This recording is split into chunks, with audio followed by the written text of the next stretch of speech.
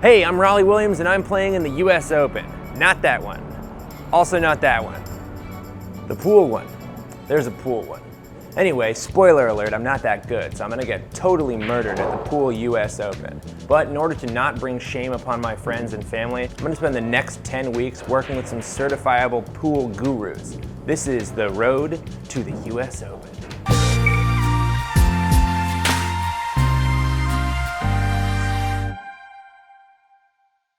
This is Hunter Lombardo, a certified professional pool player, and he is going to be my trainer for this process. Hunter, thank you so much for agreeing to do this. Thanks for having me, Raleigh. Tell us a little bit about your pool career. Okay, so I'm currently ranked 5th or 6th, I'm not sure, right on the, I don't know, there's a fine line, out of the American players. Nice. I'm one of the few American players that plays internationally. Okay. And when I am not on tour playing, I'm also teaching and coaching a lot because I'm trying to perfect my art and trade through contributing to the development of others in a game that we both sincerely love. Wow. Put that on a pillow, dude. That's beautiful. Now, Hunter is also in the US Open, so I'm gonna have to ask you to promise not to tell me all the wrong things to do so that you have one fewer person to worry about. I actually want to see Raleigh survive somewhat. That's really nice of you. Hunter hates a massacre. What do you think my chances are to win this whole thing outright?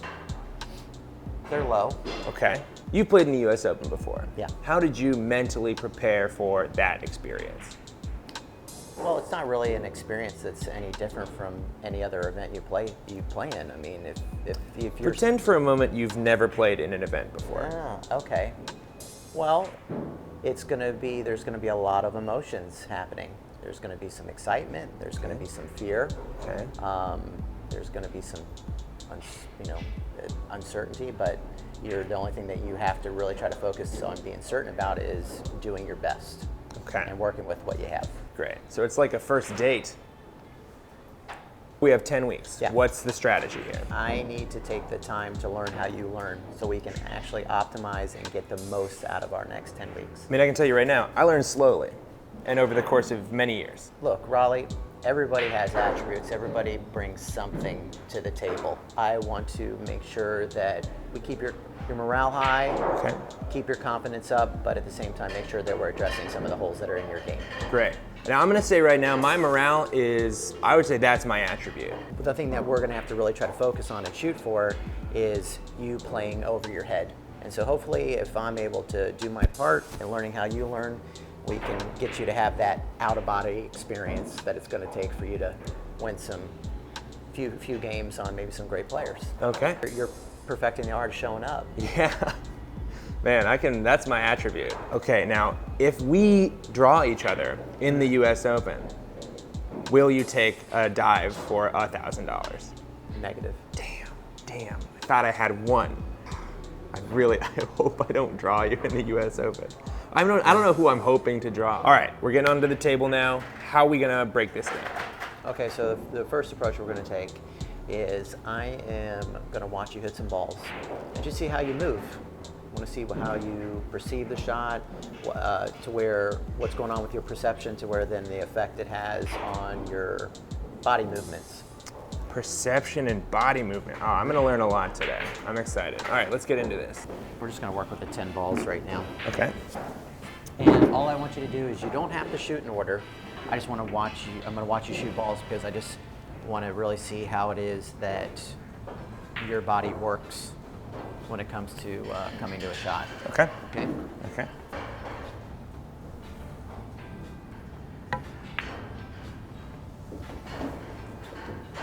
I know you said I don't have to shoot in order, but I'm going to try.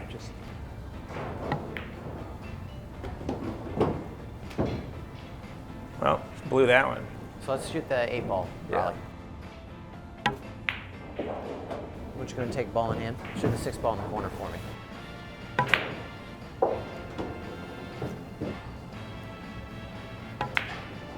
Okay, I've had enough. Really? Yeah, I've had enough. One thing that I have to say that you do extremely well is that when you address the shot, your what's just called like your lead arm, that has your bridge hand, it's always relaxed. So that's one thing that sometimes though you won't always do it. So let's go ahead and talk about coming into this 4-ball. Okay. All right, now I know you have your current way of setting up, which we're gonna end up changing. But when you come into this, the one thing I want you to focus on is letting that left arm relax as you come into the shot. Okay. Okay. So it's basically just draping the table. You're trying to conform to the table. Okay, great. Because if you look, there's a difference where if you now raise up a little bit, see how it takes your shoulder into play and it pushes you offline versus now you can be a little bit more relaxed. Yeah, Yep. that's nice. And it anchors you in. So it's really hard to jump up on the shot if that arm's anchored in. Yeah, that feels really good. Yeah. So that's something that I see that goes in and out with you and your game.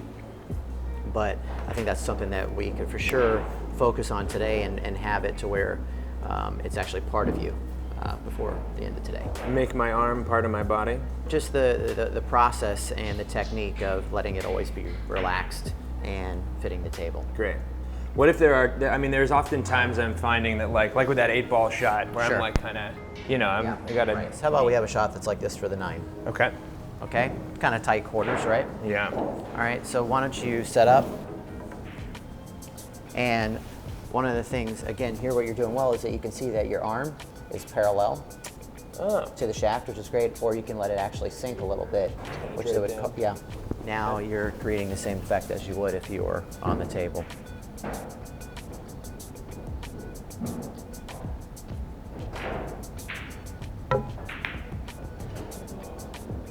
All right. Those would not go in on the U.S. Open pockets, but.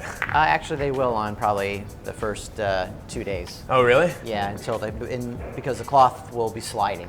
Great.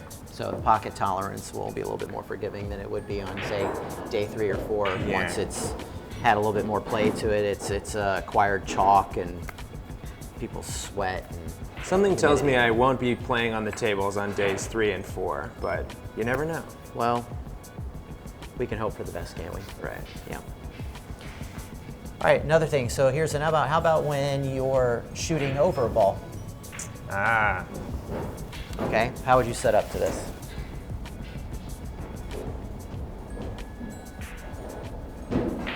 So now what you can actually do here is you could create a little bit of a longer bridge like that. so? Yeah, that way, and then let your arm sink. There you go. Oh, wow. Felt much more relaxed. So again, one of the first things that I see go wrong with players at all levels is that they don't take really the time to fit themselves to the shot. Now we've got the 5-ball. So why don't you go ahead and set. Okay, and then you just sit there and you took the time to get your arm to fit. Process, this is something that where you want to keep process primary when you play and be more procedural because now you're focusing more on that than what's actually happening. Your environment, your opponent, you know, you're controlling the things that you can control, and that being how you really use your body. Yeah. Okay.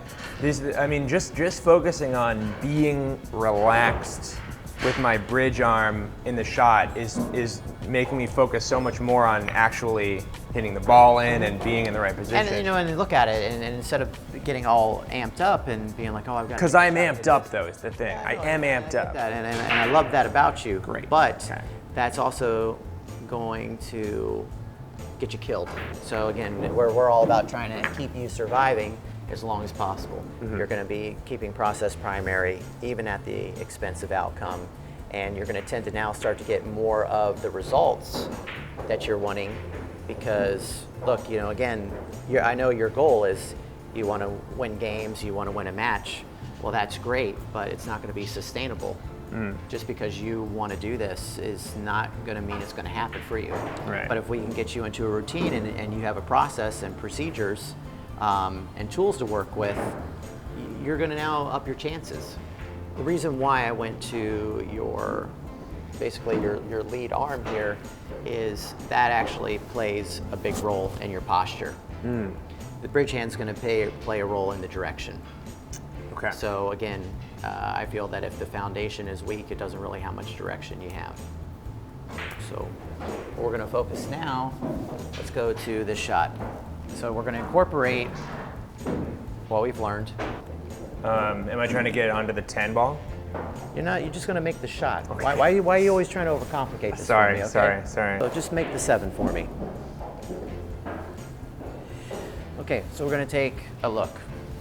Let's move your bridge hand. All right, so Raleigh, you can see that your arm's in a great place, but your bridge hand, in relation to the shot, this is called your fulcrum line. And your fulcrum line is actually pointing somewhat this direction. So the shot is this way, but my fulcrum line is Put it going this that way. way. So you can see that there's this line here, and actually the shaft can actually interlock in that line better. So why not take it and move it a little bit towards the direction you're shooting toward now? Ah, okay. So now everything is kind of aligning. There you go. Oh yeah. It's not that you have to angle your hand over, it's just go ahead and hold your arm straight out. Okay, now make a bridge. You notice how now the line's going this way? Yeah. So why can't you do it when you're down? So it's just showing me that you're creating extra tension and really unwanted tension that we want to have. Feel what it does with your posture here and your cue. Like it doesn't feel like you can quite get on line as well as if you had your hand turned more straight. It's going to take a little bit less tension off of this. Yeah, that's amazing. Yeah, so it's just like here I'm just having a point. Look at this. This is your guide. Okay, Yeah. this is your guide to the shot. And this will be no different than you going on one of these lovely vacations that I see on social media, and you go to a place. Let's say you go to a different country. Okay.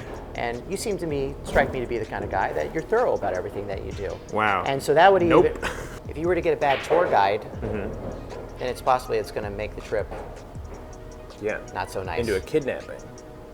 Yeah, or A taken? How many times can Liam Neeson lose his children?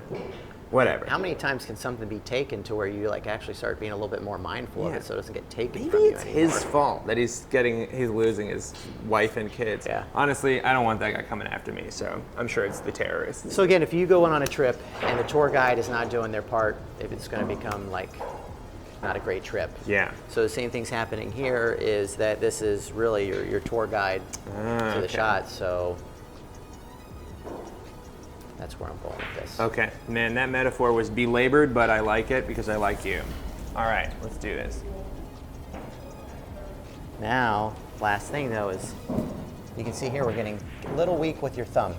See how you're wanting to be here? And there's not much clearance. See, this can actually come off. A lot of times, every time I watch you strike a ball hard, your cue flies off. So if we just go ahead and strengthen. A little higher on the thumb. Yep, a little higher on the thumb. And now is this thumb kind of coming up, like, is that the move? So you've gone from this Uh-huh. to now I just want that. Okay. Oh, and that actually changes the whole line, doesn't it? Yeah, okay. There you go. Yeah. Okay, cool. So still on the bridge. There's so many like little things that I just never thought were that important, but And we're just getting started. oh God, okay.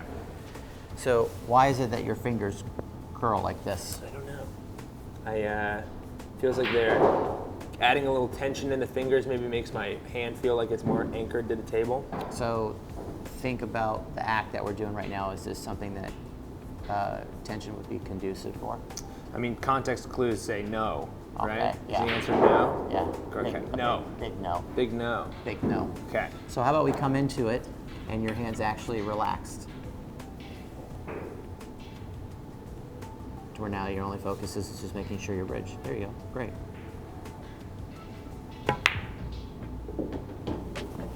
Now, if you notice, you're getting a little bit of that finger tap going on. Yeah, I've seen freaking snooker In the players. snooker world, there's some coaches that promote that it actually will help with your timing. I'm not against it, Okay. but I'm also not for it Okay. because you should have an idea of really what's going on with your hand, right? So going from this, now that we're getting a little bit more body awareness going on, what would you think where the direction's going? What's the next place we're going? maybe my tip cue ball position. Yeah, I like that. Is that good? Yep. Okay. So, We're sort of like funneling our attention in down the line of the shot. so you can see that when you set up Raleigh, you tend to set up almost a chalk's width away from the cue ball. Okay. And what's going to happen is that's going to invite some mishits. Oh. All right. So our goal is to actually, you need to start, when you practice, people tendency have a fear of like they're going to hit the cue ball. Yeah, but, I worry about that. well, but again, again, on some of your adventures, you know what it's like to stand pretty close to the edge and you don't fall off, do you? So you have to start kind of trusting your intuition a little bit here. So let's try to get our tip a little bit closer to the ball. And what you'll have to see is that as you get a little closer, you start to see the shadow of your tip somewhat on the cue ball. Oh, yeah. You put your focus there, then you know that you're close enough. And I think this is the reason why you're putting unwanted spin on the ball, because your tip is so far away that you really can't tell where your tip is on the ball. And then because you don't know exactly where your tip is, you end up now, you're liable to go this way, you're liable to go that way, because you're not certain. You're not certain where your position is. Okay. So when I'm addressing my practice shots on the cue ball, I want to be right up in there. Correct. Okay. And then I think what we'll start to find out is that it's not so much a issue with something with your fundamentals, besides just it's coming from your perception and your initial setup to the ball. Touched it. But that's It's a okay. foul. But we are training right now, so it's not a foul. Great. So let's just go ahead and forget about all that. Let's just get right back to what we were doing. That's a really polite shut up and do it again. Thank you, Hunter. Well, let's use fear as a tool right now. All right. I think I'm setting up a little bit on the right. Now that I'm closer to the cue ball, I can see that my tip is coming a little more to the right of the center than I thought. Raleigh, change it. Okay. Now you've got a way to gauge it.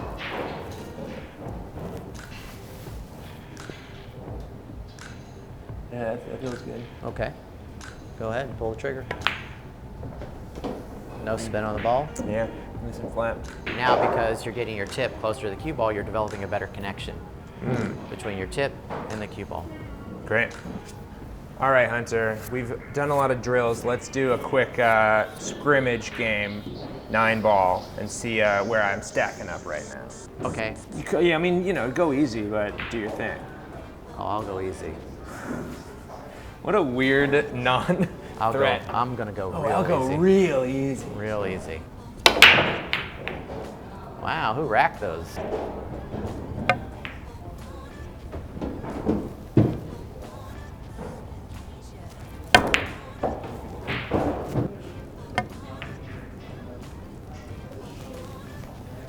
Try to safe you behind the 6-9. Okay.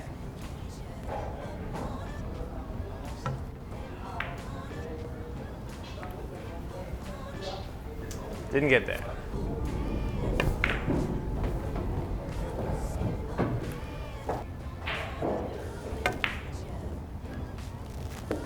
Oh, clean.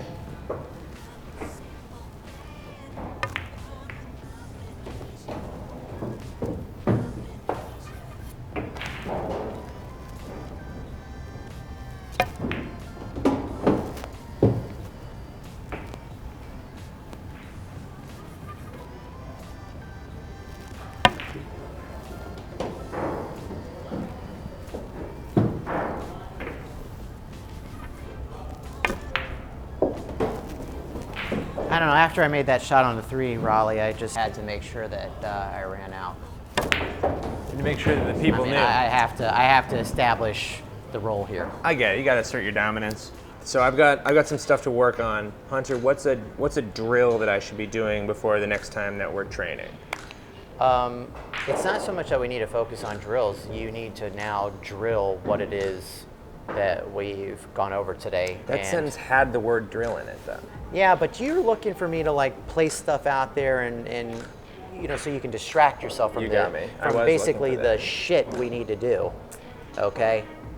There's no getting away from the shit. Yeah. So what I would say is that whether you have 15 minutes or you have an hour, I know you got a busy schedule, but what you need to do is really isolate what it is we worked on Just and try to do practice that so it becomes permanent. Okay. Because right now, you know, we're making some pretty big changes in the personality of your game.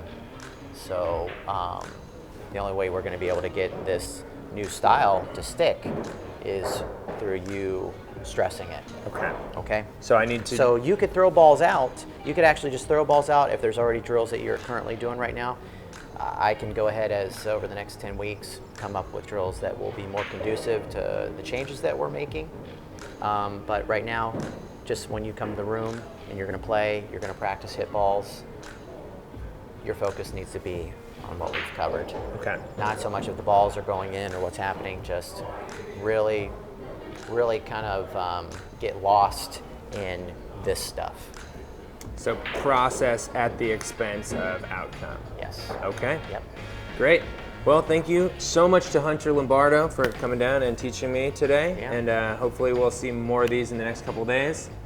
Yeah, any last words? Any parting thoughts? It went well. It went better than I thought it would. Wow. You heard it here first, folks. Better than he thought it would. Yeah. See you next time. Pleasantly surprised.